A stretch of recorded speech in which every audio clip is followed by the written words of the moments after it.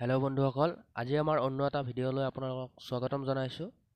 যদি এই ভিডিঅ'টো ভাল লাগে তেনেহ'লে লাইক এটা কৰি দিব আৰু চেনেলটো যদি নতুনকৈ আহিছে তেনেহ'লে চেনেলটো ছাবস্ক্ৰাইব কৰি দিব। ধন্যবাদ। আহক ভিডিঅ'টো আৰম্ভ কৰোঁ। আমাৰ ফাৰ্ষ্ট কুৱেশ্যনটো হৈছে ধুদৰ আলি কোনে নিৰ্মাণ কৰিছিল?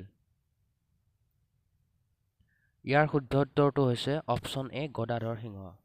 ছেকেণ্ড কুৱেশ্যনটো হৈছে অসম চৰকাৰে গঠন কৰি দিয়া মহিলা কামাণ্ডো বাহিনীটোৰ নাম কি? ইয়াৰ শুদ্ধ এনচাৰটো হৈছে অপশ্যন এ বীৰাংগনা। আমাৰ নেক্সট কুৱেশ্যনটো হৈছে অসমত ডিগবৈ তৈলক্ষেত্ৰ কিমান চনত আৱিষ্কাৰ হৈছিল? ইয়াৰ শুদ্ধ উত্তৰটো হৈছে অপশ্যন ডি 1901 চনত। আমাৰ নেক্সট কুৱেশ্যনটো হৈছে ৰঙা গ্ৰহ বুলি কাক জনা যায়? ইয়াৰ শুদ্ধ উত্তৰটো হৈছে অপশ্যন চি মংগল গ্ৰহক।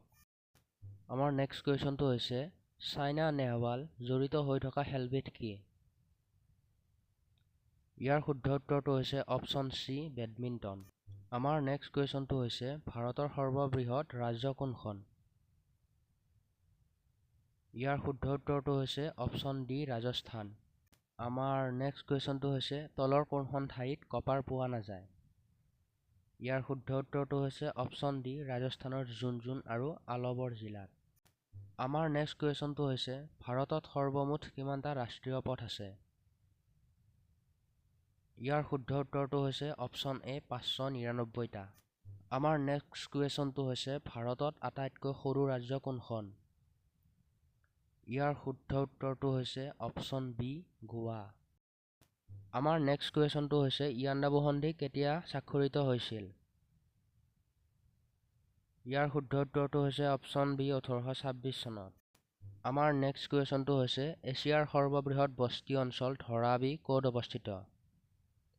ইয়াৰ শুদ্ধ উত্তৰটো হৈছে অপশ্যন এ মুম্বাই চহৰত।